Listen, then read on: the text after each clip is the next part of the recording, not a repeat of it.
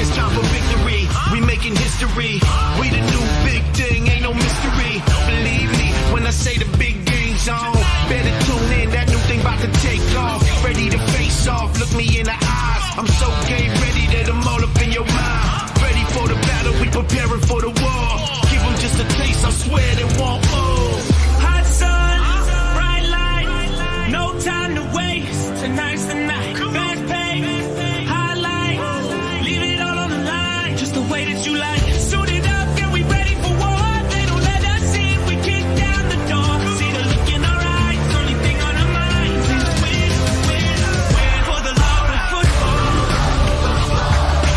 Win, win, win for the love of football. Win, win, win for the love of football. Win, win, win for the love of football.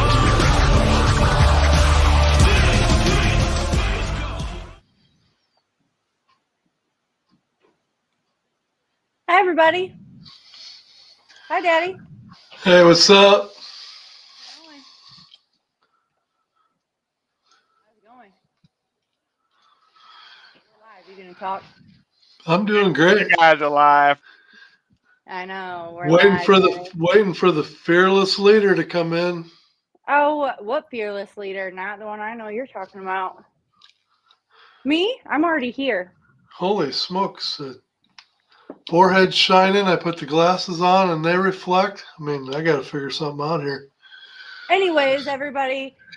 Hi. Welcome to B-Hawk Live. This is me, the hyena, and right there, Big Daddy Ed, my daddy. So, as you can all see, we've had an exciting week so far. Well, last couple weeks with the draft and everything. Dad, are you excited for this? Oh, absolutely. Yeah. And you, where'd my message go? I had a message I wanted to put. So there you go. I wanted to put everybody's mind at ease when we're just getting started tonight. What's that? Never fear, AJ will be here. Mm. So everybody knows that. Yeah, well, if everyone caught Coach Beck's interview, he did make a comment that he is happy with the 3 quarterbacks that they have. And we all know, according to the draft, that there are 2 quarterbacks for sure that we know that we have had in the past. But as everybody is fearlessly waiting for, is for the A.J. McCarron to make his big return. And if you remember, and if you watch the interview at all on KSDK, Coach Beck made the comment to everyone that AJ was going to take a couple weeks and spend time with family, you know, because he's just coming off that stint with the Bengals. But he was going to give AJ a couple weeks of family time just before the season started and training camp opened up. So I'm telling you here, it's the Great Karnak official prediction is that it's not even really a prediction. AJ will be our quarterback in 2024. So what are you most excited for about him coming back, Dad? Why are you so pumped about him making his big return? Well, if you remember last year, probably the first 2, 3, 4 weeks of the season, the Battlehawk offense really struggled, and it really took him a while to get settled in. But once he did, look out. I mean, he was in conversation for MVP for the league at quarterback. And so now you look at it, fast forward to this year, and you look at the Battlehawks wide receiving core. I mean, it's head and shoulders above what they had last year. So if they were talking about him as being a possible league MVP last year, what must they be saying this year? That's exactly what I was going to ask you. What do you think about AJ and a JPZ together and, you know, a Blake Jackson? How do we feel about that? Well, you know, last year, Austin Prohl was the kind of the possession receiver that we always used, you know, on third down and to get that first down and move the chains. Well, I think right now if you put Blake Jackson next to Austin Prohl, which was, they're basically going to be interchangeable now as far as what their role on the team's going to be. I got to think everybody's pretty excited having Blake Jackson as the possession receiver. And now you've got two outside receivers with Hakeem Butler and JPZ that are going to be, they're going to be someone to reckon with. And now, not only do we find out that we get our other receivers back too. We get Jennings back, we get Shepard back. Mm-hmm. So holy cow! So now as we talk, what is he putting on? This is the interview. This is the interview where he basically says AJ needs a couple weeks off with family, and then he'll be reporting. Go ahead. Welcome the coach of the Battlehawks, Coach Anthony Becht, in with us once again. Yeah. Take me through this offseason. A lot of secrecy, a lot of waiting. Did you always know you were going to be back here? Well, it was never 100% because obviously the speculations with the merger and all that kind of stuff. But we knew that, if the league was happening this year in 2024, we were going to be a part of it. This is the number one market. It's the number one team, number one fan base, number one revenue builder, right? So everything is modeled around St. Louis. So I felt good about it. It's just how it would look, the model and everything moving forward. But listen, it's all done now. Excited for 2024. Why is this the right time for this merger of these two leagues? Yeah, when you're talking about longevity, having a product that can last, merging two of the big spring leagues together makes sense. You can't have two. It's just not. You just can't sustain. Over time, it's just too much. So to now have all of the fan bases now all watching this one league, the UFL, all the national networks, Fox, ESPN, ABC, that's where they're going to find all the games. It's going to be great. So in order for this league to take those next steps, that's what they felt like was the best decision. It keeps us in play, which is great. And, we're just going to continue from the football side to continue to get better. Been adding a lot of players over the last couple weeks. Give me some new names that Battlehawk fans should be excited about. Yeah, Ja'Cory Pearson is a receiver. He was the best statistical receiver in the league. Blake Jackson is another guy we brought on. So we technically have 4 of the top 6 receivers in the XFL last year, which is pretty exciting. Max Borghi's a running back we added from Houston. We feel like he is very similar to Christian McCaffrey. He's that kind of player. Defensively, really got bigger inside. Antoine Jackson, we felt like was the best D tackle in the league. Came from Seattle. A couple key pieces. Revamped our corners. Really want to increase that. We added some pass rushers, better pass rushers. We were good pass rushing, but Peter T, who we got from Vegas, was the defensive player of the year. Really excited. He wanted to play for the Battlehawks, which was great. And we picked up a couple other guys that, to me, are really premier pass rushers. So defense is going to look a lot different as far as just the size inside and our speed and our coverage ability. All our linebackers are coming back. We added a couple new names there, but we love that core of guys. And, again, it's going to be great. And, of course, our quarterback room, AJ, obviously, the original plan for AJ was, get him to convince him to play with the Battlehawks. And, he wanted to get back in the league. He wanted to get that chance. So he did both of those things. He took care of business. He did his part, came into the league, was a really good quarterback, got to go to the Bengals, active roster. All those things were great. So now it's just, okay, what are we going to do this year? I want all those guys back. Nick Tiano won us a game against Vegas. We really like him. We think he's a starter in this league. Manny Wilkins, our third guy last year. We think he can win in this league. So, again, there's going to be competition across the board. Everybody's going to have to earn it, and we'll know that quarterback room, what that'll look like here in a couple weeks. Once AJ's taking some time with his family, we can start talking about like what that looks like. But regardless who's playing quarterback, we like our room from. And if y'all have missed out on watching Barmageddon, by the way, on USA, the none other than AJ McCarron was on there. And I'm not sure if he won or not, but regardless, I want to say good save, Coach, on not pronouncing Peta's last name because I don't know it either. So I don't know how to pronounce it. AJ won. Number 1. Did he? And yes. And number 2, what I thought was interesting, that even though he said, I think he did say 2023, but he did introduce AJ as the St. Louis Battlehawks quarterback. Well, I think that he basically was saying he did great in the XFL, and then he did his thing with the Bengals. I was just waiting for that butt to slide in there, but it didn't quite happen. But we all know there is. It was funny though watching that Barmageddon because AJ is just so, I don't want to say dry because that's not the word I'm looking for. He's just for sure. He's competitive, but he's controlled and he's not gonna show emotion. So during that whole thing, you could tell he wanted to win so bad, but he was not gonna allow himself to get emotional, not even once. He's not like those Chief fans that throw fits. But anyway, on to the next thing. He did say 4 of the 6 top receivers, which are pretty exciting. Like I said, I'm probably most excited for our receive corps this year for sure. And not only that, but who else did he bring up? None other than Mad Max. He did. Let's get into that. He referred to him as the Christian McCaffrey of the XFL, and I believe there's a guy here with a big ass forehead that's shining, right? That's always been referring to Mad Max as the Christian McCaffrey. So I think I nailed that one, didn't I?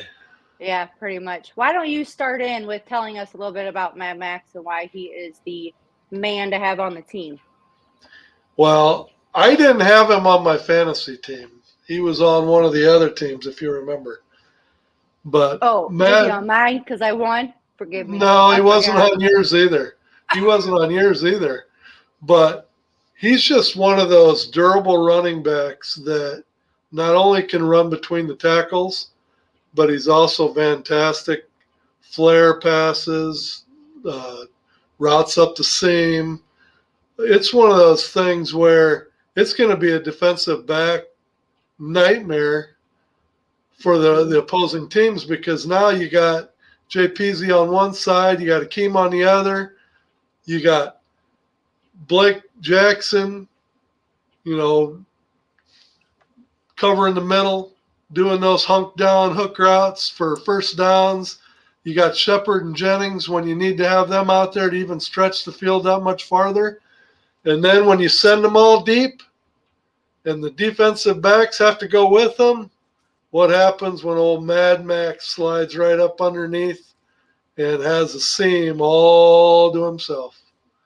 Mm-hmm. So, I mean, and, when Brian Hill kind of struggled towards the end of the season last year, Durant, who was our number 1 running back, actually, that we took in the draft last year, Durant was supposed to be our feature back. And Hill kind of took that away from him during the year. But by the time the year come to a close, Brian Hill was struggling, and it was Durant who come in and started carrying the load towards the end of the season. So, I mean, now you have a combination of Durant, and now you have Mad Max. If I'm AJ and I look at the receiving core and I look at my outlet passes and everything he's got at his disposal, holy cow, am I excited to come back. Well, and I have to say, too, as far as back to the wide receiver core, I truly, truly believe that Butler's going to have a better season this year, even better, I should say, than the last, with having JPZ and Blake Jackson, all of them on his side at the same time. I'm like, I don't even know what to say about how good. Well, you look at Butler last year. Yes, he did struggle. It's at the beginning of some games. He did have some drops. Mm-hmm. But when you look at the Battlehawk wide receiving core, who was the receiver that was getting double teamed more times than not? It was Butler.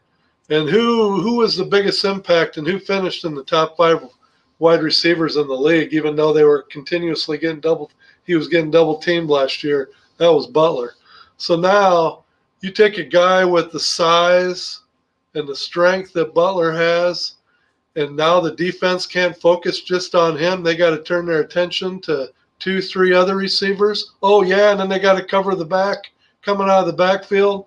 I just think this opens up Butler to just go crazy this year. As long as, Hopefully he gets over his injury problems, because I think I'm a firm believer he'd have made the Steelers roster this year had he not gotten injured right towards the end of, yeah. I mean, we don't know all the inside part of that, what goes along with it. But as far as it goes, I want to talk about coaches real quick. I know it's not one of the topics that we were going to talk about, but I want to talk about coaches from a standpoint of having Coach Beck back, but also having all the new coaches in there. I mean, I think I'm more excited for Coach Beck this year to be back than I was having him go around in the first season, like in the last season. Like, I think that he has a lot of pressure, I guess, more so this season, because with adding the USFL to now the UFL, right?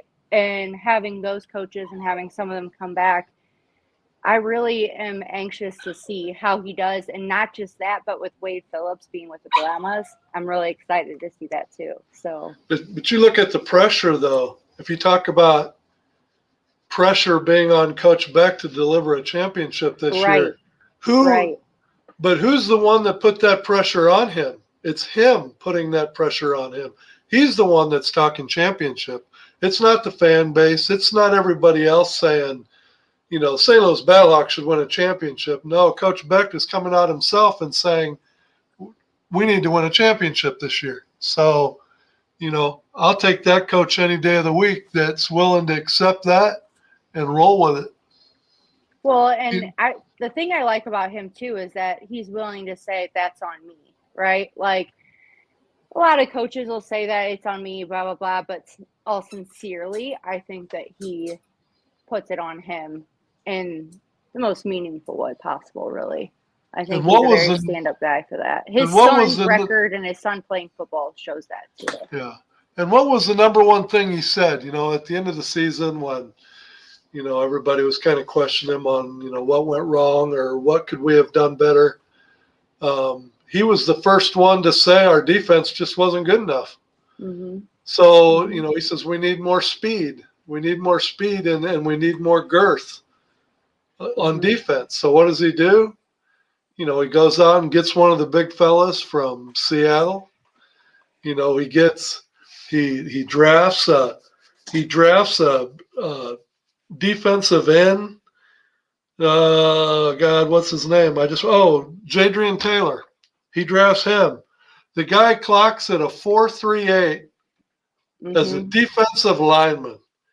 So you put him on artificial turf inside the dome, 40,000 people hooping and hollering, and he's got that kind of speed coming around the outside.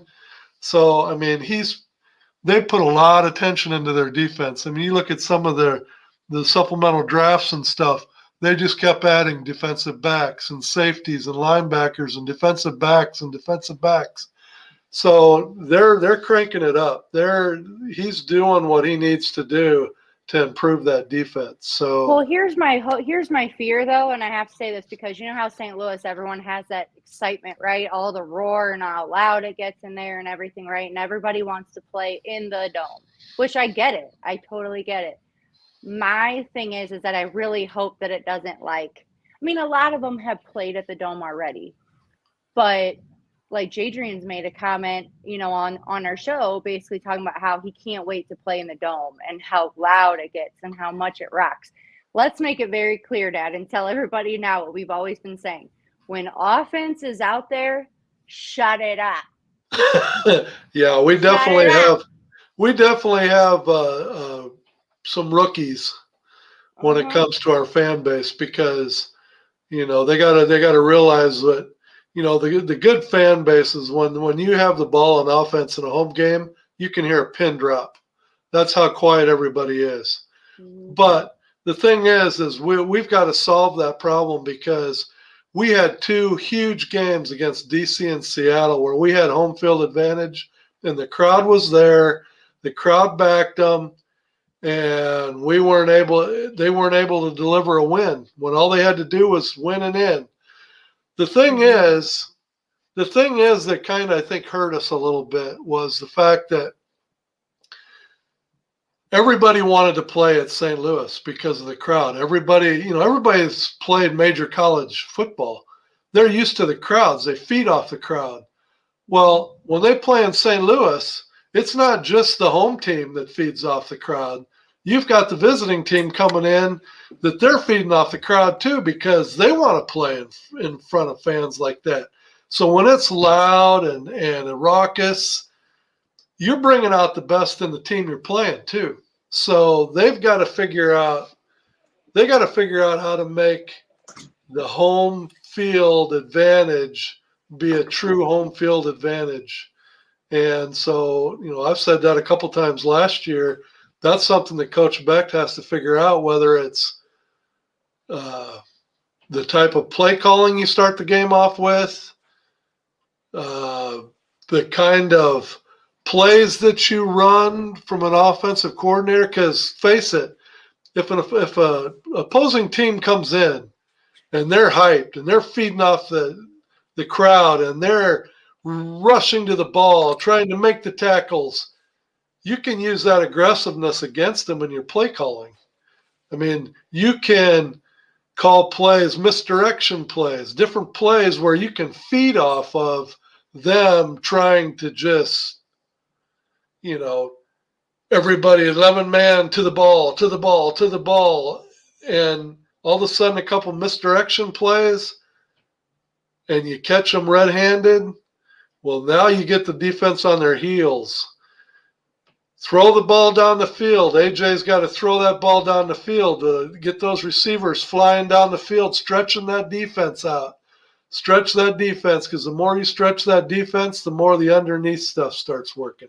So there's a whole different level of play calling, and that, and I was the biggest critic of the offensive coordinator for the Battlehawks last year because I just felt like he was way too conservative, and he needs to try and get a lead and play with the lead. So we'll see what different things they try to do to change things up a bit. But I know that was a long answer, but well, let's get into the draft picks. So go ahead, Dad. You start, and then I will kind of jump in. Well, I think we need to go all the way back. Oh, yeah. Because if you remember back in the day, it seems like 3 years ago now, when, really it was, I think the rookie draft was sometime during the summer, somewhere around there. Mm-hmm. We drafted 7 or 8 rookie players in the rookie draft. And if you look at who they protected, you're looking at 6 of those players that they drafted as rookies that are still on the protected roster. So what does that tell you about what they think of the young crew they've got coming in? I mean, let's start with James Bostic, Ohio wide receiver. 6'3", 230 pounds, runs a 4.5. Not to interrupt you, Dad, but Russ, I don't think Austin Prohl will be returning. I don't think, and I don't think his dad will be returning either. But that is not for sure nor set in stone. But what I heard with Austin Prohl was that Austin Prohl was going to take some time off away from football. Mm-hmm. So that doesn't necessarily mean that he's gone for good, but I guess read into that what you will. But we talk about either people. When you talk about Hakeem Butler was, referred to as a tight end when he first started with the Battlehawks. And, really he turned into a wide receiver, a big wide receiver. This James Bostic is the same way. He was a tight end prospect as well. So you're talking another 6'3", 230-pound big wide receiver that's going to be out there that's got speed. So, let's say he pans out.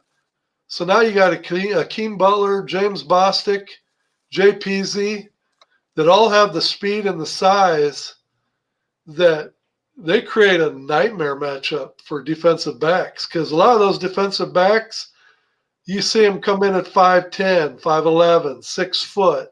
And now you've got wide receivers that are 6'3", 6'4". You know, we may have to bring back the old saying, "You got mossed," for this season, because I can see a lot of, and that just is another weapon for AJ when he comes back, is that you throw that ball up high and let him go get it. We're going to have a wide receiving core that can go get the ball. So Thanks, JR, for saying what you said on 101. Beck said Austin is moving on with other things in his life, and Ricky can't commit to coaching with the schedule, which Ricky, honestly, we interviewed him, on our show before, and he is a very, very cool guy, like very sweet. He does a lot with Prolific. That's why Dirty's not on tonight. Oh, that's why. I forgot. Sorry. Breaking news, everybody. Dirty's not on because he's at Prolific, so you can learn how to read. Thank you, everyone, for tuning in for that. But anyway, I just wanted he's hooked on phonics tonight. Is that what you're saying? Yes. He's hooked on phonics. Yes. That's why I'm drinking hot chocolate tonight, because it's so calming. Anyway, but I must say, as far as Ricky goes, he definitely did a great job as coaching. I am looking forward to who could possibly be taking his spot. Dad, do you have any ideas who that might possibly be? No, I don't have any ideas. So neither. Anybody out there have any ideas? Send them. The only thing that I've heard about the coaching staff is, of course, Coach Beck is back. And I think he did say that his offensive and defensive coordinators were coming back. But as far as the rest of them go, that's quiet. I mean, I haven't heard anything there. Yeah, so let's go back to Draven. I want to say that was the first round pick this last draft. He was from the New Jersey Generals in 2022, 2023. He played for the New York Guardians in 2020, and he played for West Virginia and was the team's fourth leading tackler as a junior, with 57 tackles with 42 solo tackles, which is pretty impressive. So I'm really excited to see him for sure. And he also set the school record at West Virginia as well. 51 games started as a safety. That's school record. Senior year, he was named the honorable mention for the All Big 12 for the second consecutive season of his career, with 215 tackles as well. So, again, he's very impressive. I'm excited to see what he can do. So this is what I'm talking about. As impressive as a resume as this guy's got, he's 6 foot, 203. So 6 foot. So now you're looking at a wide receiving core of James Bostic and Akeem Butler that have already got a 3 to 4 inch height advantage, not to mention a reach.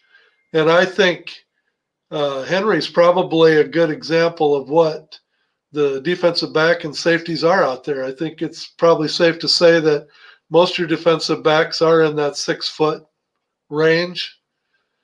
And so it gives us a huge advantage in the wide receiver spot, for sure. Right. As far as I know that Chris Garrett was up as far as the offensive linebacker. He played for Concordia St. Paul, was drafted by the Rams in the 7th round pick in 2021 NFL draft. And yes, everyone, he was a Viking. Even though he was just on the practice squad, don't care. He actually was a Viking, so ugh. And Chris Garrett actually has a Super Bowl ring. He was a rookie outside linebacker with the Rams. He got drafted in the 7th round and made the roster. And he actually has a Super Bowl ring. But the dude is 6'4", 245. So he's a big dude. And so 25 years old. He's still a young one. So, as Coach Beck talked about wanting to improve on the size of the defense and the speed of the defense, this guy's a big dude to bring in. Here's what I thought was interesting too, is that he did sign with the Gamblers in June 6, 2023, and was transferred to the Roughnecks due to the merge, right? But sorry, y'all, he's now a Battlehawk. So anyway. What can you say? Exactly. All right, Dad, what you got on Kelly? Kelly, safety. He's 6'2", 205, so he's a good-sized safety. He originally started out his career as a dual-threat quarterback. People probably don't know that. He went to San Diego State as a quarterback, but he got converted to a safety. Shortly after they made him a safety, he had a knee injury that basically cost him the rest of the season. He was out 6 games with a knee injury at San Diego State. But then he came back from that. And let me see what I highlighted. He was a CFL All-Star in 2022 and CFL East All-Star in 2022. He was a D-back. And then now safety. His college career high of 68 tackles, 5 for loss, 2 sacks, and 2 forced fumbles with 3 interceptions. He was a Steeler in 2019 and about 7 tackles in Game 5. He had his first career interception against none other than Lamar Jackson. Everybody, yes. Lamar And Jackson. His senior season at San Diego State as a cornerback, he started all 13 games, had the best season of his college career, and was named to the first team All Mountain West Conference. So the fact that he was a dual threat quarterback, I think even helps him at the safety position, because as you have eyes in the backfield, talk about being able to think like a quarterback. I think that gives him gives him a leg up on maybe being able to read some plays better than maybe what some other safeties are able to do. Right. All right. John, is it Daka? Is that how we say? Daka, linebacker from James Madison University, was a Roughneck in 2022. Was on the Ravens, Jets, Rams, and Bears practice squad in 2020 and 2021. Pretty much played the whole gamut, right? And then he played in 51 games for the Dukes with 137 tackles, 47.5 tackles for losses, and had 27.5 sacks. Very impressive also. What I'd say about him is he signed as an undrafted free agent for the Baltimore Ravens back in 2020. He was on several practice squads, the Jets, the Rams, the Bears. He was all waived from those teams. And that kind of brings up a point that Coach Beck was talking about too. You've got a lot of players that are journeyman practice squad players. And, this guy here, John Daka, is a perfect example of that. He ended up basically on 4 different teams as a practice squad player. At some point in time, I understand it's all about the money. And it's easy for me to sit here and say it shouldn't be about the money. But like Coach Beck says, at some point in time, these players need to play. They need to play in games, and they need to bet on themselves. So here's a guy that's been on 4 different practice squads that now has the opportunity to win a starting job and show the league just what he's made of. And so I'm excited to see what happens with this guy. Right. All right, Abdul Beachman. he signed with the Guardians in 2023, and with the merge, he is now a Battlehawk. He transferred to Kansas State in 2016, and he played 33 career games. So he's a big dude. Yeah, he's a big dude. 6'3", 320 pounds. Which we need for the offensive line for sure. So Dad, you remember me saying that we needed offensive linemen bad. Like, I know that Steven Gonzalez is coming back. I'm really excited about that. There's a few other people that are coming back. I know for sure that can't think of his name right now. I can't think of it. Anyway, but I'm looking forward to, for sure, Steven coming back. I wish that we had JJ coming back. That would be nice, but it was funny last year. There was several episodes of B-Hawk Live where we were venting about the frustration of the offensive line. Mm-hmm. And then at the end of the year, when they chose the All-XFL team, the Battlehawks had 3 starting offensive linemen that made the All-XFL offensive line. So the fact that happened, and now we're looking at the fact that Coach feels like we've upgraded at that position. That's got to be pretty exciting. Well, and I have to say on Andrew's comment, to be honest, I don't think that there's room for Austin Proehl. I mean, do we need him? I'm not trying to be mean, but do we really? We have our people. We're pretty stacked, right? Austin Proehl. Do we really? Yeah, I don't want to badmouth him at all, because I think that if we had Austin Proehl on our roster today, that we could very well find a niche in the offense for him to be effective. But what I will say is, if you remember last year, he performed at the first part of the season. But if you look at the last 3, 4, 5 games of the season, I'd like to be able to retrieve his stats. And if I would have known this, we were going to talk about Austin Proehl, I would have. But I would like to have seen what his actual stats were the last 3 or 4 games, mm-hmm. because I don't think he had much of a presence in the offense towards the end of the season. Right. And don't get me wrong, we love the Proehls for sure. I'm just saying from a standpoint of the, here we go. I knew he couldn't stay off. Aren't you prolific? You finally got done taking the dog out, huh? He's frustrated with me at the moment. You guys are goading me. I was doing something tonight. I was wanting to see something tonight. You guys are doing very, very well until that last comment.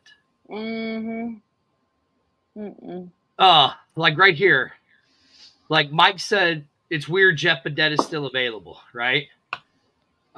We know that Austin Proehl is not coming back because of wanting to take some time away from his family and all of that stuff. Yeah, thank you, Scott. Here we go. Scott, thank you for your comments. I did love them, buddy, and I do like you. I'll see you at the tailgate. Listen, Daddy Ed, me and you've argued this point over and over and over again. And if it is true, if AJ is coming back, and everybody knows, Right, nerd. I have talked mad trash on AJ McCarron because he's from Alabama, and I'm just not an Alabama fan. But if he does come back, that automatically, in my opinion, puts the Battlehawk as the number 1 all-around best team in the league. Talking offense, defense, and special teams. All the way around. The way around makes them the best team in the league. That's only if AJ comes back. Because unlike Coach Beck, which I love, I don't have faith in Nick Torino or Manny Willis. As we saw, Daddy Ed, you were there at that game. We talked about it. Nick Torino did not look like a good quarterback. Is that not the last comment says it all. That's right. Yeah, hey, it's the truth. It's the truth. With AJ McCarron, that will be the best. They will be the best team. Will hands down be the best team because of the receiving core and everything they got. Daddy, But you were listen, talking. AJ is nothing without everybody else that he's throwing to. Yes, he's got an arm, right? But at the end of the day, he still has to have the good ones to throw it to. And I'm sorry, but if you look at the record of everyone from the last XFL season to who we have this season, you cannot sit here and say that our receiving core will not pull more this year than it will last year. Oh, hands down. Like Daddy had said. I mean, in Hyena, me and you talked about it today at lunch. Mm-hmm. The receiving core we have, and I know this was the big thing between the three of us the other day about a certain receiver who will remain nameless because I love the man. I will root for him whatever team he goes to. I hope it's Arlington or the Brahmas because that's my second favorite team. We now have in the top 10 receivers, we have 5 of those guys. 5 of the top 10 receivers on the Battlehawks team. Now, as a fan, have we not? Where were you the No, first 30 minutes hold on, of the show, hold on, bro? Scott. Where were you? Hold on, Scott. You Did guys we can not vouch for say this. that the whole first 30 minutes of the show? You did. Okay, But what are did you I getting at then? Hold on. Did I ever say Nick was a better option than AJ McCarron? Never did I ever say that. Never. I love how you're coming on just to justify your point. I'm saying this. AJ comes back. This team is a totally different team. It's the number 1 team in the XFL or the USFL. Maybe 1B because, they didn't win the championship. Birmingham's won 2 in a row. But I'll definitely put them over DC. Let's find the April tape. Go for it. There we go. That's better. Did you raise yourself? Yeah, I got to get a couple pillows, man. Now my head's right under the big man balling, baby. Oh, yeah, look, these two, listen, I disagree with these two all the time, Scott. I disagree with these two all the time, but they will vouch that I never said Nick Torino was a better option than AJ McCarron. No, never would I. You never said anything. You never said anything that the backup quarterbacks were better than AJ. Exactly. You just wouldn't give AJ his due. That was your problem. Yes, you're right. Just allow him to have time with family. We're going to give him 2 weeks with family, and then just imagine when the St. Louis Battlehawks go into Birmingham with AJ McCarron, and he gets to stick it to all the Alabama fans. He won 2 national championships with them, and they love him like he's their godchild, and he gets to go in as a Battlehawk and stick it to them. And, oh, God, I can't wait. See, the nerd, I like you today. Nerd. I really do. Thank you, nerd. No, see, you don't want to put that comment up. Okay, thank you. I did. He said, I never heard Dirty say anything nice about any quarterback from the Battlehawk besides Jordan Ta'amu. Hey, I give AJ all the respect in the world. The dude is a great quarterback. I just don't like him because he played for Alabama. That's all there is to it. Well, Ta'amu's your man crush, so that don't count. And DiNucci. Oh, we're not talking about him. Those are my 2 man crushes. Ugh. So now you guys are sitting here talking about this draft, right? Mm-hmm. Okay. See, here we go. Go to bed, champ. So we're in the free agency market, and the one person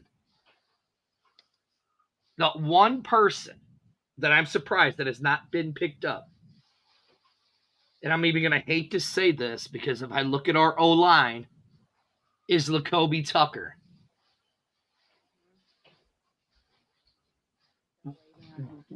I thought he was signing today.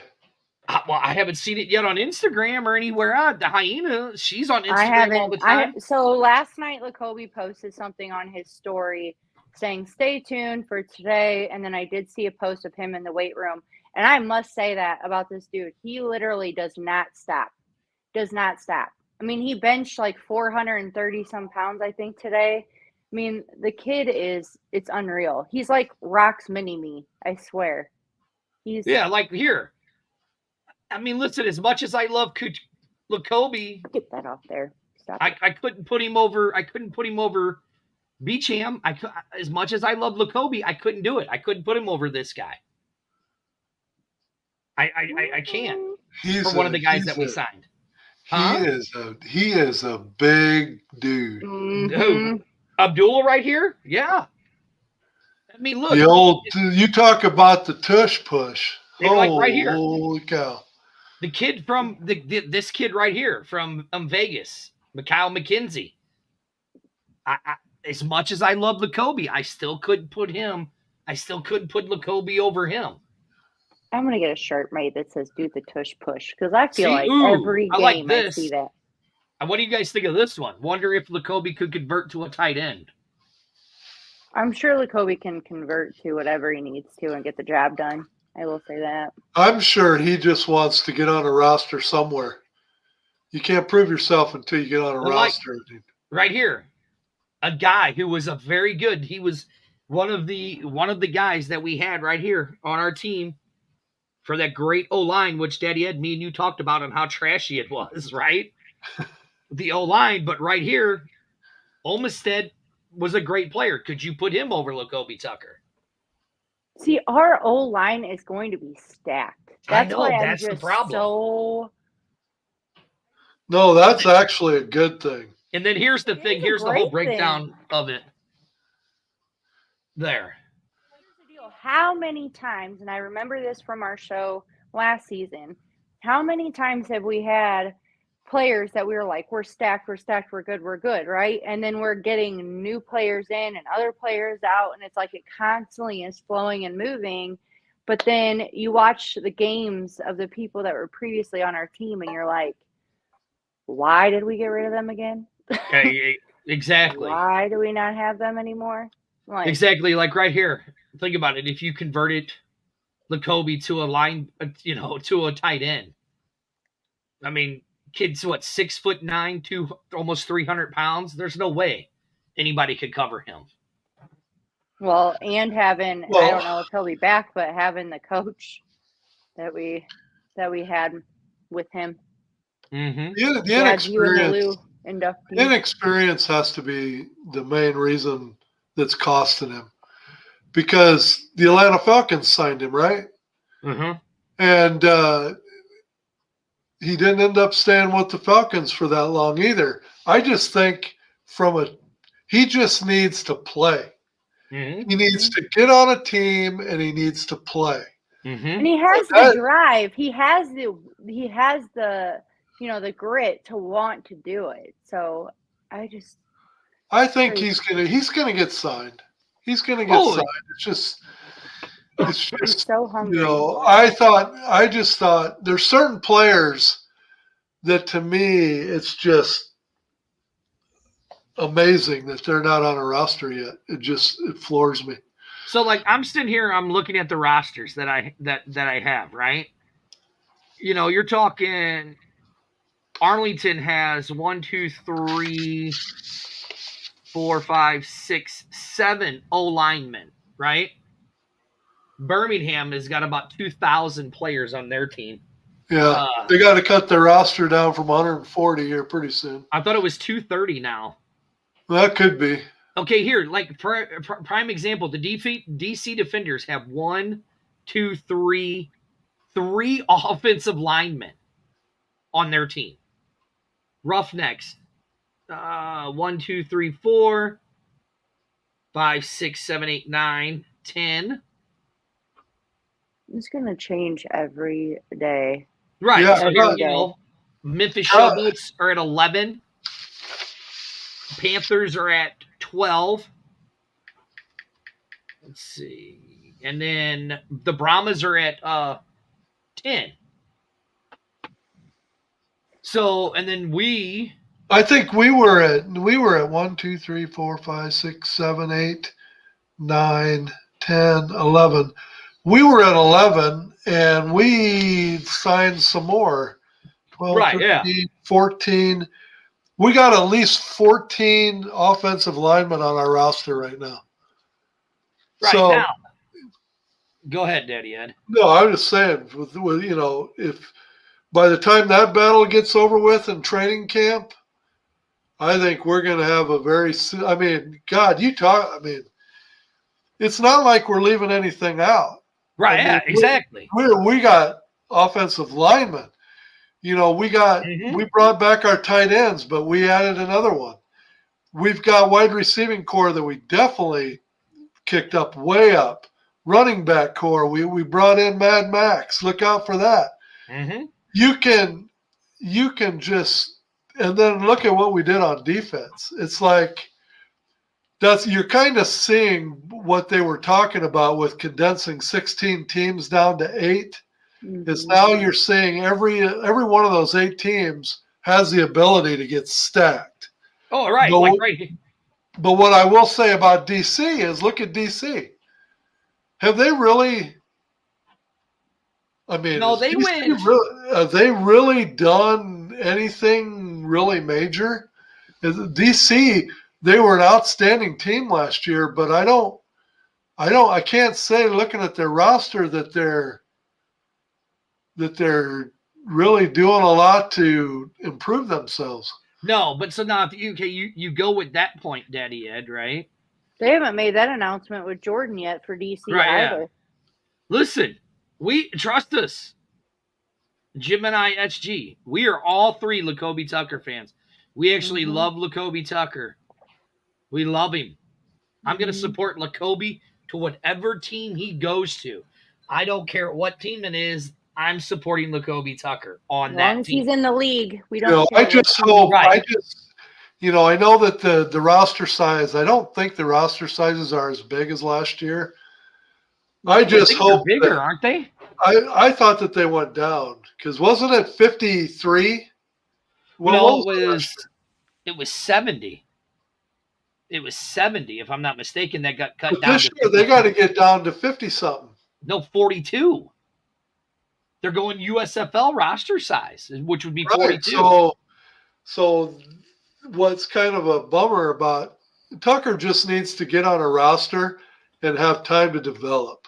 But it comes down to, is there a roster that can afford to have a player on their roster that's not ready to go day one? Oh, so now it's 50. Okay, so Coach said 50. All right, are you ready? I'll give you that team. And I'm sure you two can agree with us. Will agree with me on this one. DC. Because of the way that team is built. That team is built as a running team. With the quarterbacks that they had, with Abram Smith. Is he coming back? Huh? Abram? Is he coming back? Yeah, he's on their team. Yeah, he's on there. Abram Smith right there. And then you got quarterback what? DeAndre Francois. And they're talking about the air, I mean, can you imagine? Well, their top 2 quarterbacks from last year are not on their roster. That's true. You're right. But Francois is not a bad mobile quarterback. So can you imagine? Can you imagine Lacoby Tucker on already a stack with the team that's built to run? And you're talking a guy that's 6 foot, 300 pounds? Listen, I've said this before, and I'll say it again. If Abram Smith goes down, what happens to the team? It takes one player, and you're one and done, dude. I'm sorry, but if DC is a running team, then I don't see them going very far thereafter if, heaven forbid, something were to happen to him. I just don't. Because he was the one that made the plays for that team last season. So I just don't see it with DC if that happens. Not at all. And that's why the wide receiver core is so important. And that's why I'm happy we have what we have. Look, this is all I care about, is that this kid gets picked up somewhere. That's all I care about. Is that he's somewhere. That's all I care about. I hope so. Even, I can't fathom that he wouldn't be in the UFL. But if he's not at least in Arena League, he's got to get playing somehow or another. He's got to get on somebody's roster. We don't have a kicker or punter or Yes, or long. we actually I'm looking at it right now. Sterling. Kickers are a dime a dozen. We have a punter. His name is Sterling Hofrichter, and he's out of Syracuse. As long as we don't have who we have, I don't Hageman. care. Good Lord. Yeah, whatever his name was, I don't care. I don't want him back. Yeah, he was good for negative points for you for several weeks. You had negative points from your kicker.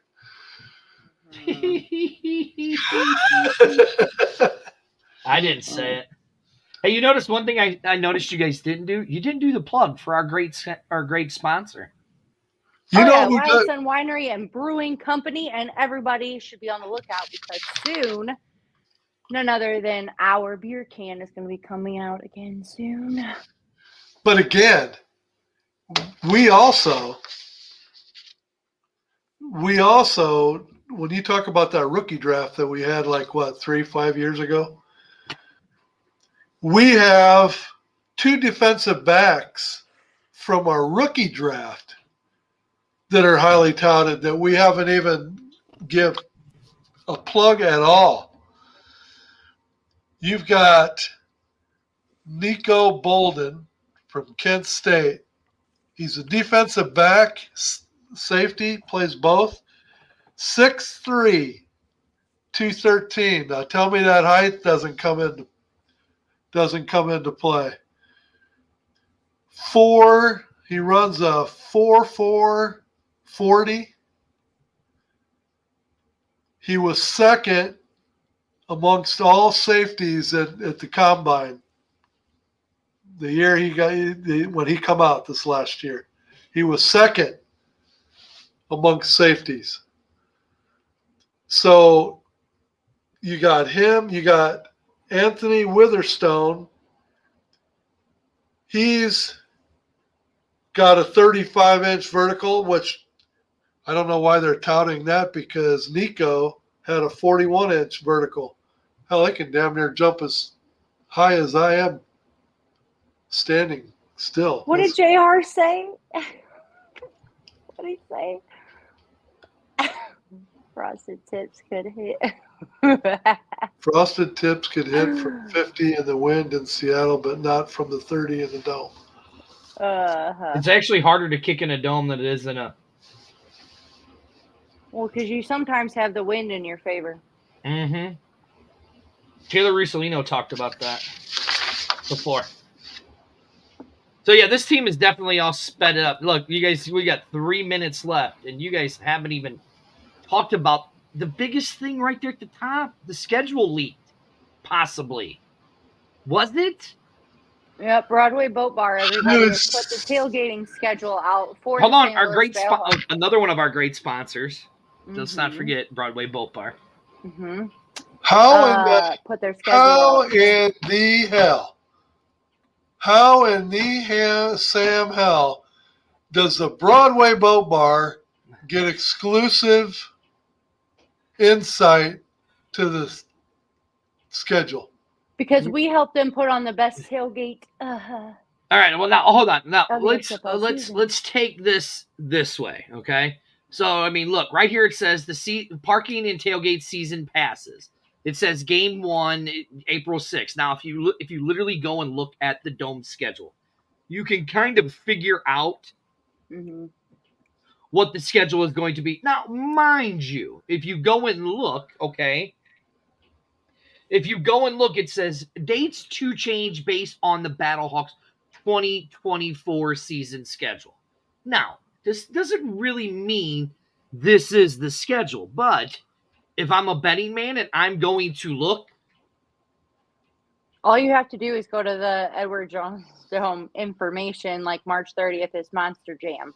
That's the first kickoff weekend of the UFL season, so clearly it will not be here. So the fact that they put up April 6th, that is the next weekend, makes a lot of sense, doesn't it? Yeah, and Daddy Ed, I don't think that trip to Michigan is going to be feasible for us from coming from Arlington, is it? No. For the Battlehawks first game? No, and we got to find out. We got to find out whether San Antonio or Houston play at home. See, like right But- here, yeah. JR made a great thing. The Broadway Boat Bar listed Saturdays only. I believe they said they made educated guesses at the schedule, but wanted to release tailgating spots. And now I kind of agree with that. But at the same time, if you kind of look at everything, we know the season starts what? March 30th, correct? Yeah, Doesn't matter this- if it's a Saturday or a Sunday, it's still the weekend that is up there. That's Correct. the point. I just find it hard to believe that all 5 of our home games in the regular season is going to be on Saturday. That It's- is where I'm kind of at too. I kind of agree. But I think that they're pegging that as it doesn't have to be a Saturday or it could be a Sunday. It's the point that it's that specific weekend. Maybe all of our away games are on a Sunday and all of our home games. What if they do that? What if they do all of your home Could games be. on a Saturday and all your away games on a Sunday? That would mean that there's a other team that their home games will all be on Sunday and their away games will all be on Saturday. Correct. I mean, it's a possibility. It's a possibility. Doesn't mean it's going to happen. Yeah, I think this is more just even if you get the home weekends, at least you know you can make reservations Correct. for that weekend. Mm-hmm.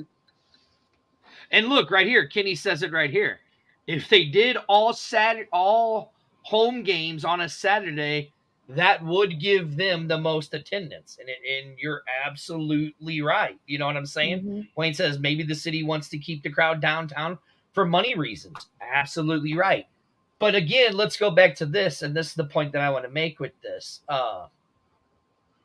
If You you have look, to remember too, with the merge, a lot of Mhm. could have changed because of that as well, as far as what days they're having it on and working with the stadium more because of the merge and working with, it Well, I just don't know. makes a big difference. I don't know about you, but I would love tailgating on Saturdays. wasn't DC, Versus Sunday. they couldn't do games on Sundays, Yeah. right?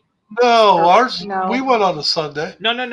In DC, the Defenders, they couldn't do any home games on a Sunday, if I'm not mistaken, correct? No, when Amanda Yeah, and we're I drove to saying we DC, went. that was a Sunday. We went. Okay, so maybe it was a Saturday. Maybe they couldn't do the games on a Saturday. Because remember there was a discrepancy with DC scheduling last year where they couldn't do a game on a certain day. You know what I mean? Mm-hmm. Yeah, see, like right here, look, if that's the case, I'm all for it. Space out the home games. And if you really look at it, it is a spaced out. Only would be right here these 2 weeks. See, and that makes me really curious now to see the Cardinals' schedule. I really, really, really would like to see the Cardinals' schedule. Well, now for okay, that but reason. here's what I'm saying. If the downtown is smart, they will keep the Battlehawks, the Cardinals, and the soccer team all at different times to hold the people That's downtown. why I'm saying I'm really curious about the timing of the games because of baseball and of soccer. I'm really curious. See, like right here, I believe that the Battlehawks already had these spots and knew they were going to be guaranteed during the merger. And I kind of agree, right? Yes, right here. Just look, DC was Sundays and Mondays. That's right. They could only, because it was something about Saturdays they couldn't play inside the city limits of DC. But if you guys notice this last date right here, we're doing a 10-week schedule again, right? Mm-hmm. Remember, we had talked about this on the show, right? We talked about this on the show when I said this is going to be a truly spring football. It's going to start a week before spring, after spring, and end a week before Christmas or summer. What's that last game it says right there for the home game? June 1st, right? That would be the 10th week, the start of the 10th week of the season, the regular season. Mm-hmm. Oh, I You know? hope Gemini is wrong. I hope he's wrong. Mm-hmm. And that's strictly for selfish reasons because Dirty and I got a date in Arlington for week 1. Well, if they do it on a Sunday so we can drive. Yes, Javier, I love you too, buddy. I love you too. You were such a good dude. Yeah, Dad, take him away. Please go to Memphis too. But no, Please look, go like right away. here. So if this is true, then that means playoffs are going to start June 8th, the next week. Yep. No bye weeks. June No bye 8th, weeks, no nothing. championship on June 15th. And it's rumored that possibly it could be in St. Louis, but I don't think there's anything positive yet. Yeah, that is right. I have a feeling championship's going to be here in St. Louis, so that's all I got to say on that one. Anything else? Fill the dome. As long as they get better pretzels and nachos. They don't need the week-old pretzels, We'll be the nachos in a bag. We gotta kick it up a few notches here. Otherwise, they're going to have to give a free water away for a chaser after every pretzel because your mouth's going to be dry as a desert. Hey, man, I gotta get to where my head's just perfect under that big man ball in there. Oh, Yep. man. Just right there. Oh, yeah, Dad, it used really Thank you for joining B-Hawk Oh, Live. baby. Right there's your host, Amanda, the hyena. Right below her is I still don't even My know what daddy. to say anymore. Never fear, AJ is here, baby. Is he? Because I don't see him on the AJ roster will yet. be here. I AJ think will AJ be back, here. everybody. I think he will be back. I would not Yes, doubt and it. guys, definitely remember this. Here in St. Louis, you have to respect the churches and their times on Sunday, and the games might be conflicting if they go with record attendance. It's going to be, right? It's Mhm. going to be. I'm going to have to blaze home from vacation on June 15th for Mississippi in time for the championship game. I'm still saying the championship game is going to be Father's Day weekend. Oh, here goes Eric with his cheap plug. Daddy Ed, give your cheap plug. Where is he at? Stay Hi, cousin. tuned. Tomorrow night, 8 o'clock, Pro Football Alliance is the Bottom Line Show with Big Daddy Ed, Easy E, and Brett the Hitman. And you just never know when we're going to have all kind of guest stars just making an appearance because everybody's welcome on the Bottom Line Show. We've created a Because monster. Daddy Ed and Easy E said so. Created a monster.